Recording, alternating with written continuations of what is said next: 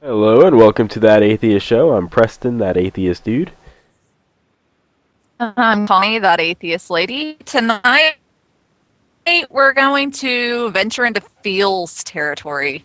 We've said facts over feels in the past, but sometimes there are facts about our feels, and our feels are also pretty important. Good thing to talk We're going to about. talk about that tonight. Yeah, we're going to talk about the grief process because everybody in their life grieves at some point. There's all different things that you can grieve. You don't always, it's not even just like death. Like, it's not always somebody died. Could be Sometimes heartbreak. you yeah, like if you get a divorce, you're going to go through a grieving process over the relationship. If you get fired from your Loss. job, if you, any loss. So, but we're specifically going to focus on losing a loved one today, as in death. We actually have a Some of video to show of the yeah. stages of the grieving process because it's something that I would say a vast majority have been proven to go through is this specific process of how you go about going through your emotions when you're experiencing such a loss. So we're going to show a video explaining that a little bit better than we can. Listen, there's no right or wrong way to deal with the loss of a loved one. You can expect grieving to be rough, and it's different for every single person. Another important thing, it's not just a matter of coping with loss. It's about coping with change. And that, Wellcasters, takes a lot of time. Today on Wellcast, we're dealing with a pretty difficult subject. How do you deal with the death of a loved one? How do you live your life in the face of a life-changing event? We don't have all the answers, and honestly, you're going to have to work through your pain in your own way, at your own pace. But if you're looking for it, we do have some advice. First things first, you need to remember that grief is a process and not a task. You might have heard of a popular theory that breaks up bereavement into stages: denial, anger, bargaining, depression, and acceptance. While you might identify with some or all of these steps, you gotta remember that grief is less like a staircase and more like a roller coaster. There are peaks and dips, and they don't always happen in predictable ways. You might feel better for a while and then worse, and that's okay. It's natural to have an uneven journey with your grief. Don't be afraid of the pain. You shouldn't try to stuff your sorrow away into a place where you don't have to deal with it. It's just going to stay there. In order for you to work through your grief, you're first going to have to acknowledge that it exists. There are a lot of ways to do this. You might have to be alone for a bit. Maybe you need to write down your feelings in a journal or talk to someone. Do things that make you happy. When you're grieving, it's sometimes difficult to hold on to who you are. After all, so much of your energy is focused on the mourning of your loved one, which is fair, but it's easy to get sucked into a mind space where you can't even remember your former self. We want to tell you it's okay to take time to do the things that make you feel like yourself and give you joy. Recognize the relationship between the mind and the body. When you're experiencing grief, it's really easy to forget the things that you usually do as a matter of routine. Taking a shower, getting enough sleep, eating. Neglecting your physical health is only going to take a greater toll on your mental health, which is taking a pretty significant hit right now. So, do yourself a favor, and do us a favor, and make an effort to take care of you. It's what your loved one would want. Reach out. Wellcasters, if you take nothing else away from this episode, please remember this. You do not have to be alone in your grief. If your feelings are too overwhelming for you to sort out, that's okay. But go to someone else for help. It can be someone you know, a family member or a friend, or it can be a therapist or a professional who knows how to help people deal with this exact situation that you find yourself in right now. Just the act of talking out loud about your feelings can be incredibly cathartic. Finding someone who can help you sort them and work through them is even better.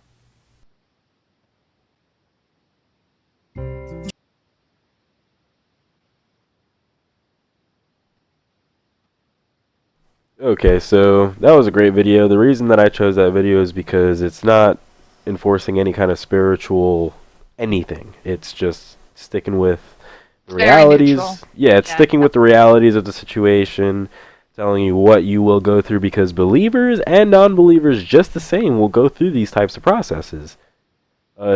Even with Which, belief in afterlife, you could still go through this grieving. Yeah, you go through the grieving process in a different way. If you're a believer, if you're Depending on the belief. depending if there's belief involved. There's been studies that show that people with belief move through the grief process more quickly, and they're not they don't have any concrete scientific reasoning as to why.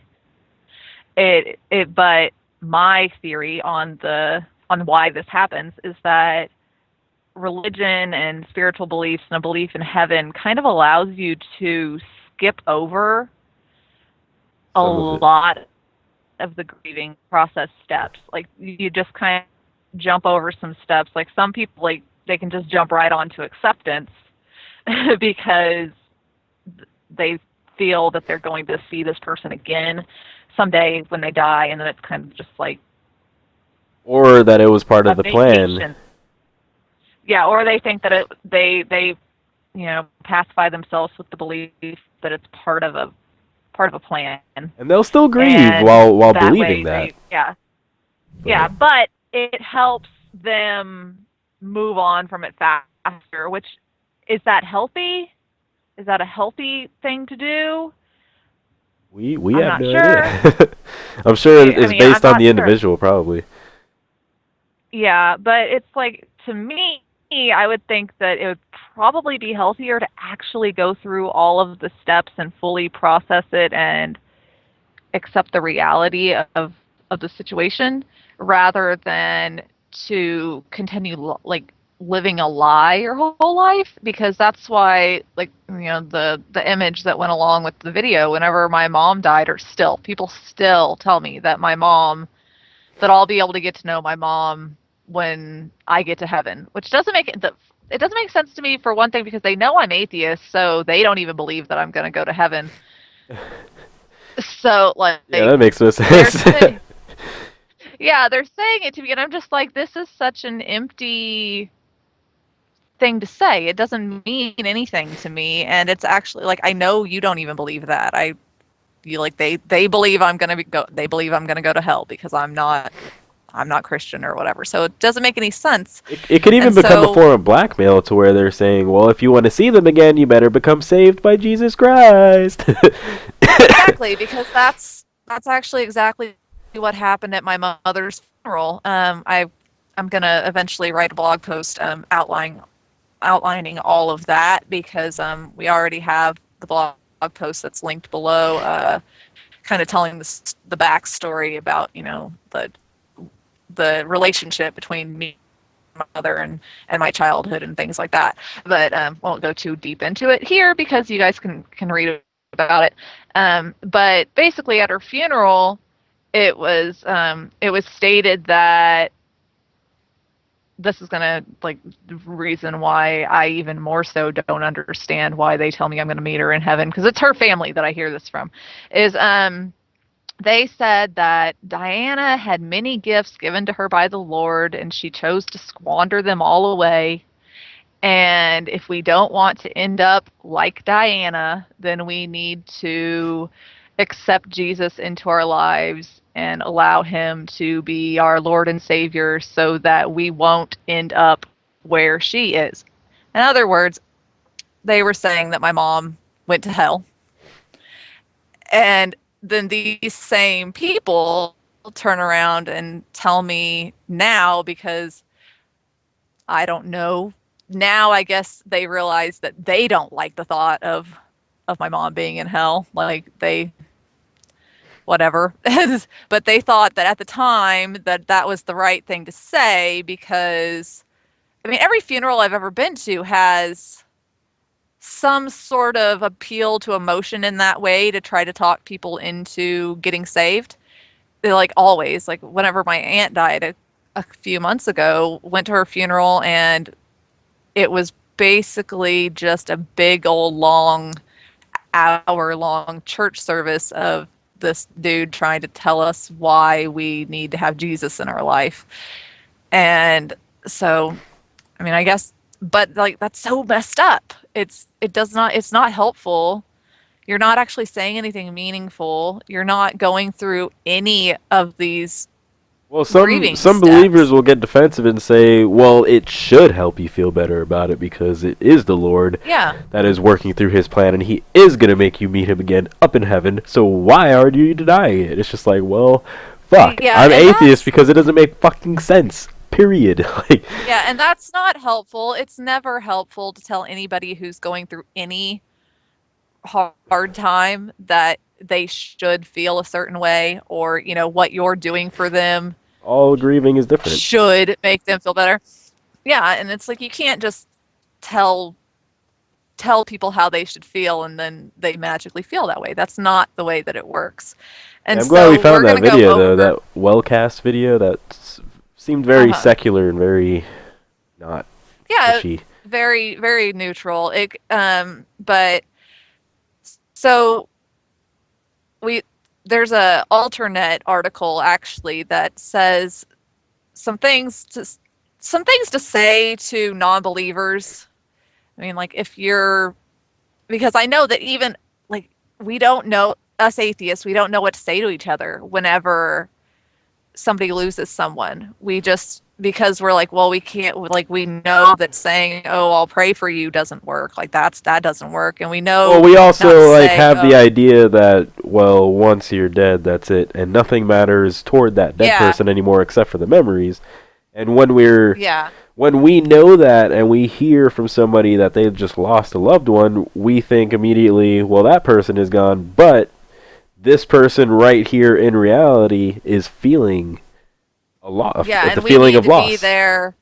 Yeah, we need to be there for them, for their feelings, but then we don't know what to do because we have not been taught To within say, our don't worry, culture. you'll see him again in heaven, or just pray and Yeah, blah blah blah. we're not brought up and to know what to do now because what will help us, we don't know. We haven't experienced it yet, but here's some things that actually are beneficial to say and can actually help because they are focused on you, In like the reality, person. the person, yeah. Yeah, and The so grieving like the person. first one is just say I'm so sorry. Just, you don't, like, if you don't have to. Empathize. Just offer empathy because Yeah, you're feeling for them. You're and just, I'm understanding that they're sorry going for through your a tough time. loss. You know, just that's it's a supportive statement that doesn't have any, you know, additional baggage attached to it. It's just letting somebody know that you care about them enough to say words in their general direction, and a lot of times And that's you just what we understand that need. they're feeling bad. Yeah, exactly. And then also, like the one that I feel is the best, especially for like with me and my mom because I never knew her, is whenever people, you know, like tell me about her. Like they're like, I remember this one time and when, you know, me and your mom were doing, you know, just anything, and then It like I reinforced the enjoyed good her being memories. around because, yeah, and it's like, and I'm sure that especially like if these are shared memories or you know, that would be even more beneficial because like I enjoy it even though I wasn't there, even though I didn't know her, but it's like it feels like I get to know pieces of who she was by that rather than telling me, "Oh, well, you'll get to know her when you get to heaven." Instead, they're giving me bits and pieces so that I can actually Remember her now. come to know her now. Like I can learn who she was, even though I'm never going to be able to experience that personally. Right. And then let's see. The next one is just ask them what you can do to help. Just say, like, is there anything that I can do to help you out right now? That could be like watching their kids so that, like, if they don't want to take their kids to the funeral or whatever, if Help of any anything, kind. It doesn't matter. just help them out. Anything. Bring them some food because it did like anything. Just When you're grieving, you don't want to cook. You don't want to go out yeah, you don't and want to talk to cook. people. You don't want to think about having to vacuum or clean the dishes. So really, it's like if you're close enough to somebody and they've lost someone and you could help them, like physically go to them and help them while they're going through this process, first of all, it will remind them that they're not alone, because a lot of people get kind of reclusive and back away and they don't know what to do, so they don't really talk to the person. And then that just leaves the person sitting there all alone in their sadness. They've lost somebody very important to them. And then now it feels like they're losing everyone because nobody knows how to interact with them. And so everybody just like backs off. And that's no good. That's never good. It's never good to make the isolation worse. I mean, people aren't doing it on purpose. They're not doing it to, be mean or anything. It's just because we don't know what to do. We just don't know. Well, something important to talk about with that is the fact that when, especially in our country, because we're surrounded mostly by theists of some kind or spirituality of some kind, when the atheist community of people in our country is going through a grieving process, they're usually not surrounded by people that can empathize with them, because they're sitting there knowing the existentialism of the situation. They know that it's over, that the person's gone, and when they go up to people, they're just hearing constantly over again, oh, they're in a better place now, oh, they're in heaven, and you can feel even more isolated that way. So what I see all the time is, I'm in a lot of atheist groups. They end up being like support groups, basically, and people go in there and they say, hey, I just lost somebody, nobody really knows how I feel because all the people that I'm surrounded by are just really religious and they're really spiritual and they're all really like telling me that there's a plan, and like the reason that my freaking kid is dead is because of a plan. Like, how could they say that? And they're able to find people who can empathize with them in these groups, because they've all been through the same freaking situation, and it's crazy. So when at the end of the video we're saying to find people close by, like, really, there are places that you could find other people that you could online. talk to. Mm-hmm.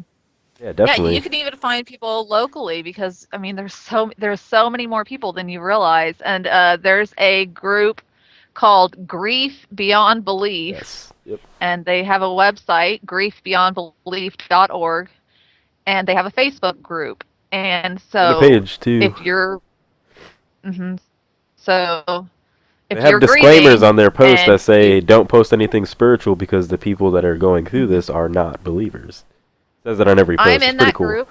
I'm actually in that group, and they're very careful about letting people in too. Like, they'll actually message you and make sure that you're actually an atheist and that you're actually in a grieving process and not just going through and joining groups just to be joining groups. Right. So cool. it's a good place to go. And then from moving on from that, sometimes, I mean, really, like, you can just say this sucks.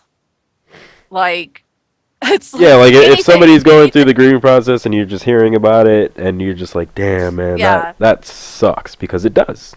It sucks for everybody involved. It's a genuine feeling. Really, you don't have to come up with some earth-shattering new. This is the worst thing that's ever happened to me. Your Yeah, relative dying is the worst thing that's ever magical. happened to me. No, don't you be like that. Yeah, it don't, sucks. because whenever you try to, make it all pretty, like throw out some flowery language, it really minimizes the grief that they're going through. It makes it feel like it's not really as meaningful, like, oh, well, in the grand scheme of things, and it minimizes their feelings, and you don't want to do that. Just agree with them that it fucking sucks. Go through the process with them. Let them go through the process. Don't try to why are you still grieving? You can't do that. Like, that's fucked up.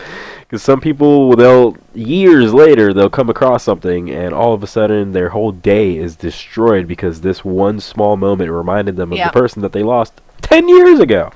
And they're going through the Yeah, grieving 'cause, process I again. mean, And when you, if that was to happen, and a friend is close by, and you're like, man, I lost my whatever 10 years ago, and they're like, you're still grieving about that? Like, what the fuck?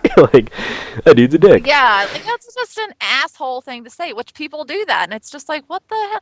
Like, people Oh, that was a don't long care, time like, ago, man. Don't worry about it. It's like, fuck you.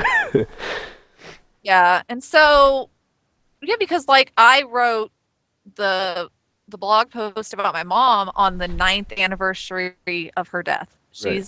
She died when I was 21 years old, and it's still like stuff will set me off. Like, yeah. Well, yeah, I And mean, so, 13 years ago, my grandma passed away, and my mom, every year, still on the anniversary, horrible day.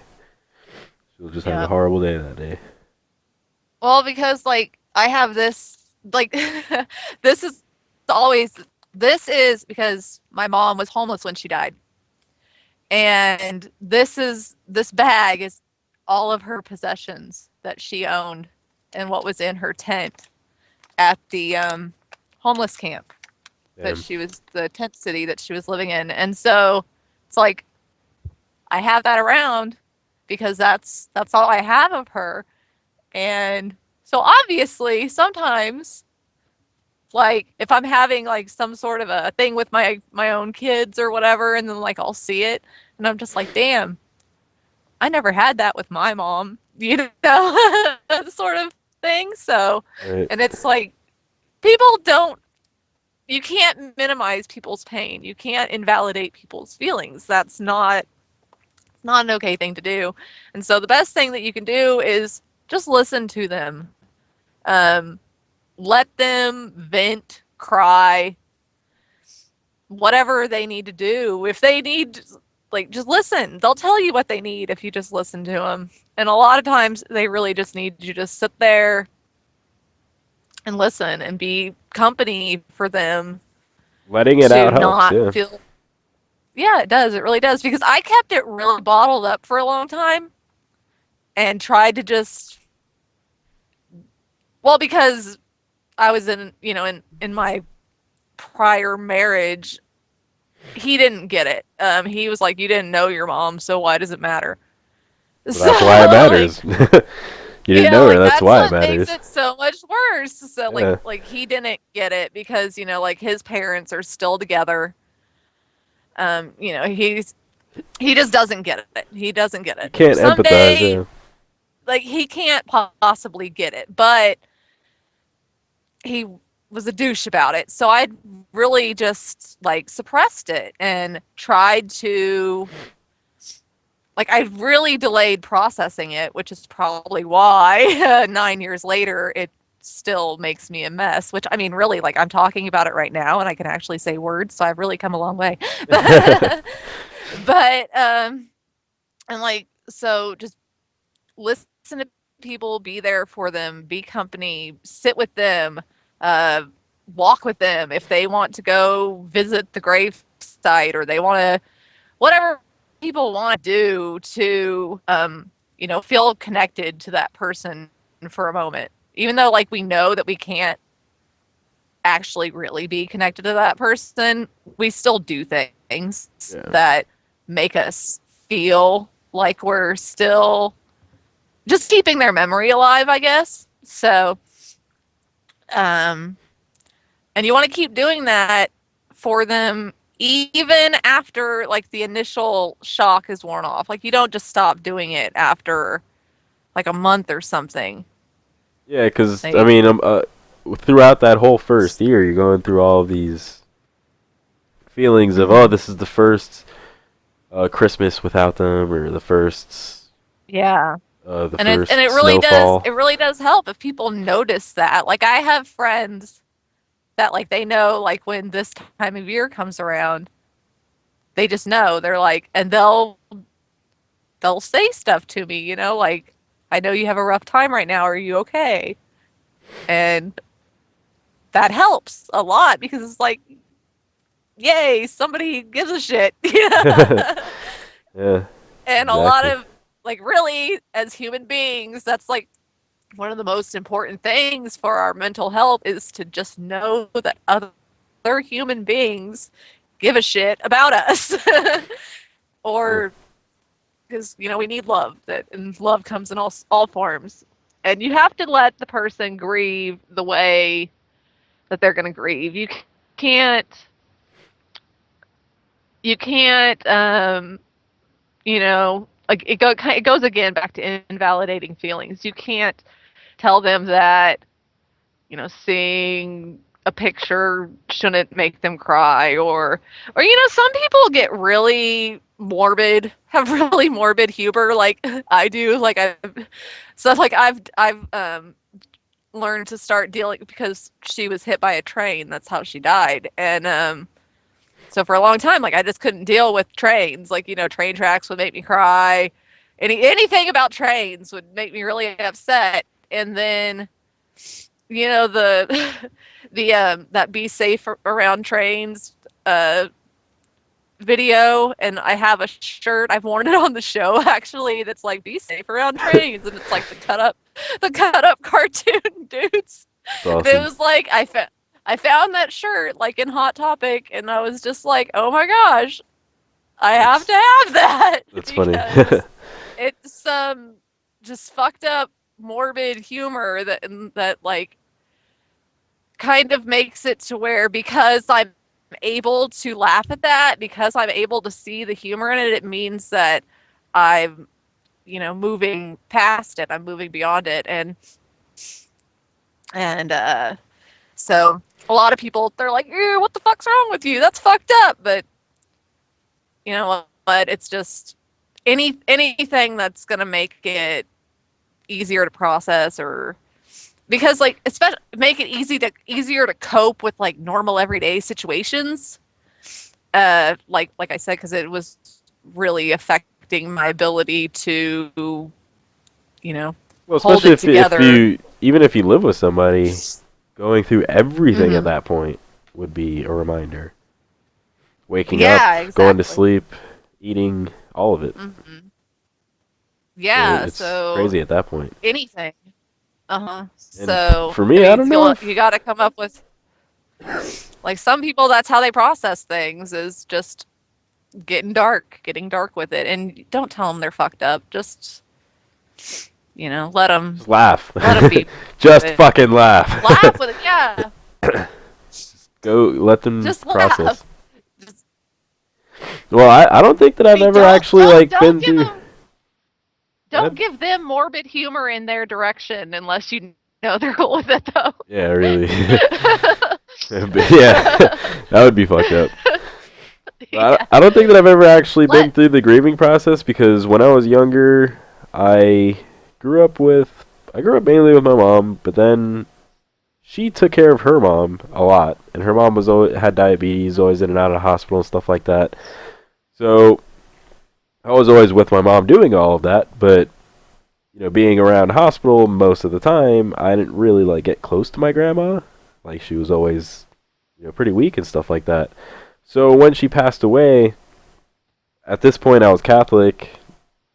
I was going to school and learning about heaven every day and stuff like that. So when all of it happened, I felt pretty disconnected from the whole thing. And like the funeral happened, and I went in there, and I felt really uncomfortable. And I didn't really like being there, and I just kind of wanted to leave.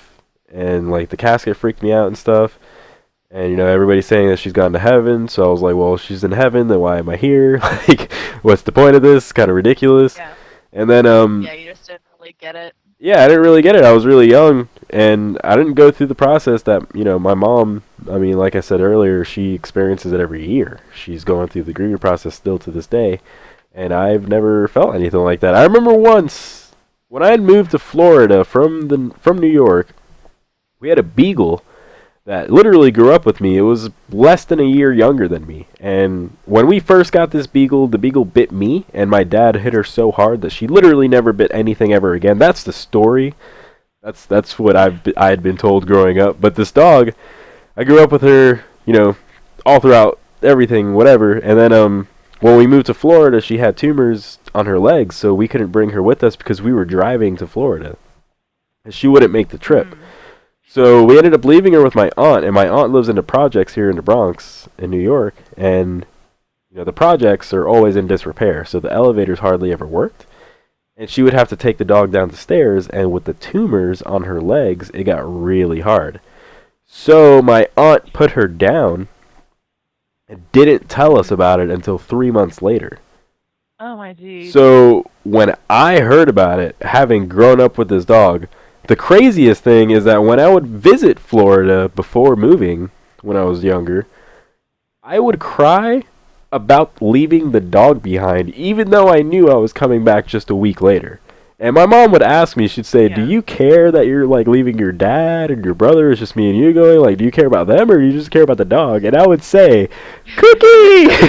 Like, the dog's name was Cookie, and I would just be like, Cookie! Just leave me Cookie! And then we would get back, and I would, like, run up to her and, like, cry and all that stuff. So, when she told me about it 3 months later, like, I still remember that day, like, very vividly. Like, I just, like... I hated the fucking world. Like, I was so pissed off that she had waited to tell us and that she was already gone. Like, I would have liked to, like, say something over the phone, even though I don't know if she would have reacted. She probably would have, but, like, put the phone to her ear and tell us, let me say something, before she goes and stuff like that. But I was just so devastated. I remember I cried for, like, less than a week or something like that.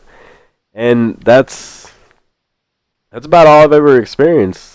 As far as that goes, it was like less than a week of just being really fucking down, and it's just crazy because it makes me worried that I didn't go through the grieving process earlier, having to do with my grandma and stuff like that, because I'm not very close to many people in my family. Like my mom, I'm closer with than anybody really in the entire family. So it makes me worried that when she does finally die, it's gonna be horrible for me. Like I don't know.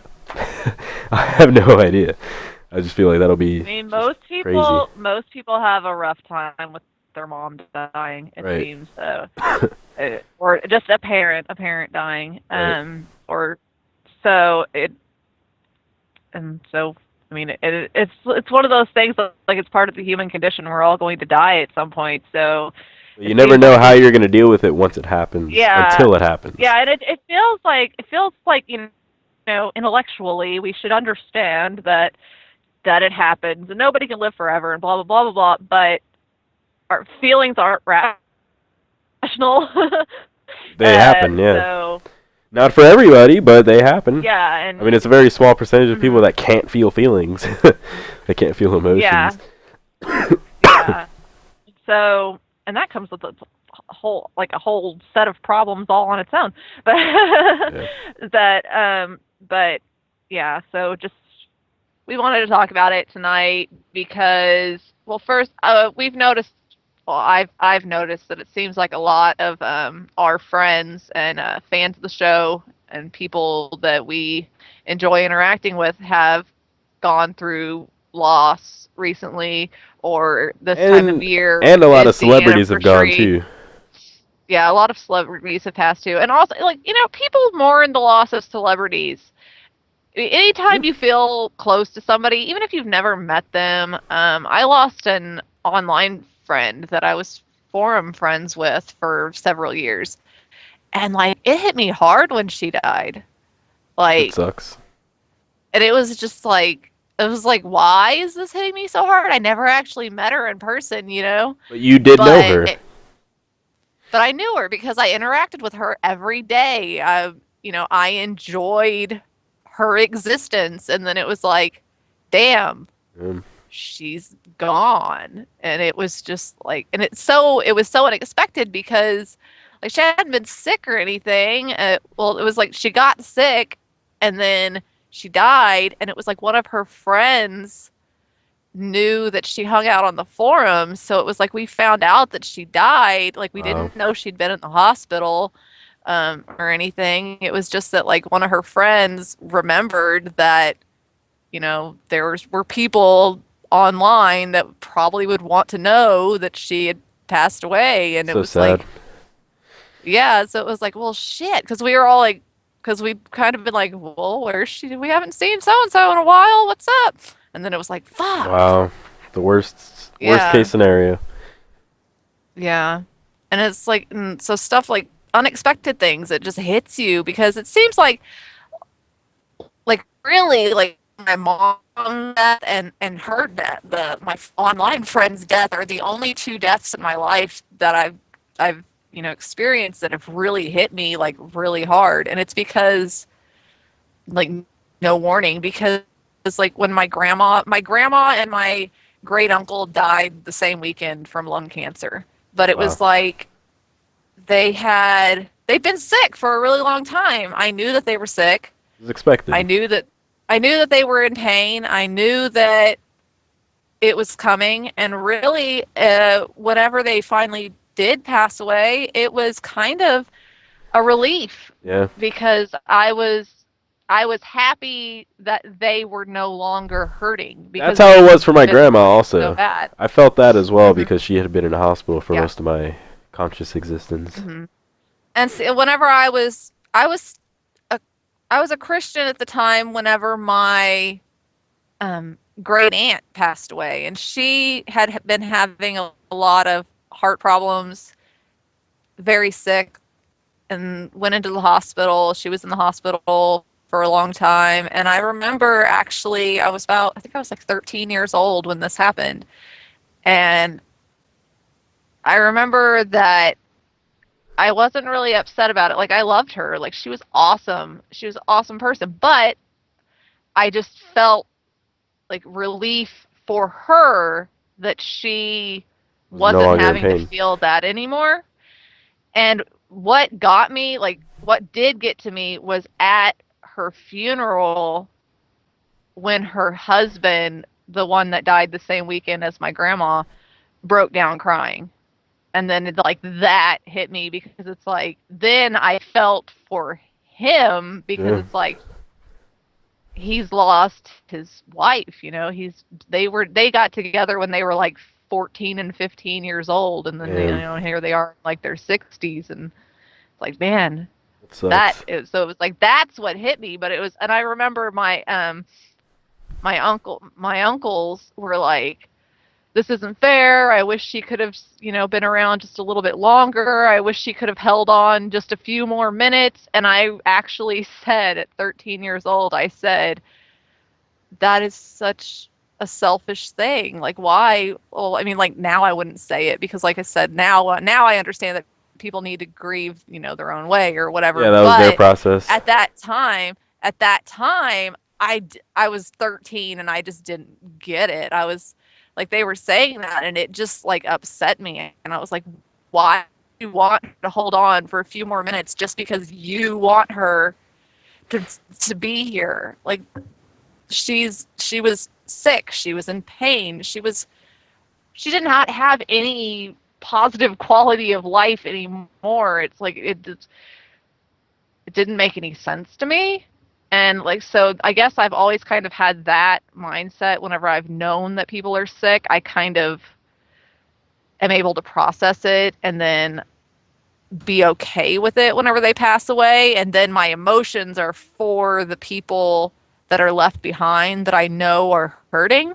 So it's like I redirect my compassion, or it's like Well, instead of being sad about the person dying, I end up just having like overwhelming amounts of compassion and empathy for the people that are grieving, if yeah, that makes sense. one of my friends recently, she's my age, 25, and her best friend since high school, uh, he died because they were at a party. Well, he was at a party. Like he lived in Jersey, she lived somewhere else, and he was at a party, and he walked into the bathroom, slipped, fell, dead, just like that. And he's Oh, about our wow. age, so she came back to visit, and I had met her in an atheist group, and none of her friends were really atheists or anything like that. So she had asked me to go hang out with her and be able to talk to her and stuff like that. And it was really crazy because you know, she's telling me the story, and the whole time I'm thinking, wow, that could be any of us at any moment throughout our lives. Is just that one slip, bam, dead, all within a moment. And you know, you could have your entire life planned out, and then you could be gone. So, the one thing as an atheist that I always think about is that because death is what I believe to be the absolute end, is that I want to experience life as much as possible. I want to do as much good as I can while I'm here and live on in memory. I want to exist through infinity as a memory instead of just, you know, dying and then everybody forgets about you within a year. Or, To impact people's lives in ways that you'll never your legacy essentially lives on, die. you Yeah, know? exactly. Yeah. So, but definitely, if you're grieving, guys, there's Grief places Beyond Belief. to talk. Grief Beyond Belief is a great group. The website has tons of stories. So if you don't really want to interact, you just kind of, some people are just kind of quiet and want to just read other people's experiences because that helps them not feel so alone. Right. You can do that too at griefbeyondbelief.org. Check out our group also. Our group, Those Atheist People. Join those atheist people. We talk about all kinds of stupid stuff. We have like 700 people. And smart stuff. Yeah. We played Cards Against Humanity last night. How many people got in? That was fun. At one point, I think there were like 6 people. From the group? Not all from the group, because I Awesome. advertised also. Like, I posted it various places. But we had a good time, so Cool. I plan on doing that more often because that was cool. That was a fun thing to do. So we'll do fun stuff like that if you want to make more atheist friends. And the internet is like the main place to make atheist friends anyway. is in groups, and it's so weird because you'll find out that people live like right by you. Like you had no idea that like or you could visit people. That's what I've been doing. I've had people come visit me here in New York. Yeah. And sometimes it's like you'll end up in a group with somebody and you'll find out they're atheist because you're both in the group. Yep. And you're like, oh dude. Hey. But like nobody, because like, you know, a lot of people are like, nobody's saying it out loud. So it's like, holy shit, you're atheist too. That's awesome. So we're not as alone as we think we are, guys. As non-believers. Which is why we decided to do this show, because, you know, people need to know that we exist. And we want to provide our perspective, as we did with this episode, on death, because death is something that happens to fucking everything. Everything in the existence of the realm of reality that we live in dies. Everything. Yeah. Everything. It sucks, but it's true. And even things that live hundreds of years, they eventually die. Trees live thousands of years, they eventually die. Yeah, for one reason or another. But yeah, so if you have not liked us on Facebook, you can do that. You should subscribe to the channel so that you get notifications whenever we're broadcasting each week. You can also listen to us on IPM Nation. And hi, people that are listening to us on IPM Nation. And so, we will also see you next. Oh yeah, Twitter and Instagram, and we're all the places as That Atheist Show, and we have thatatheistshow.com. Go there and read our blog posts, like the one linked to below. You can email us. Our email address is right here at the bottom. Yeah, email us if there's something you want to tell us, something you want to talk about, something you want us to put on the show. Anything. We love getting fan content. We want you guys to tell us. We want you guys to tell us what you want to see and what you want us to talk about. So do that. It'd be awesome. Yep.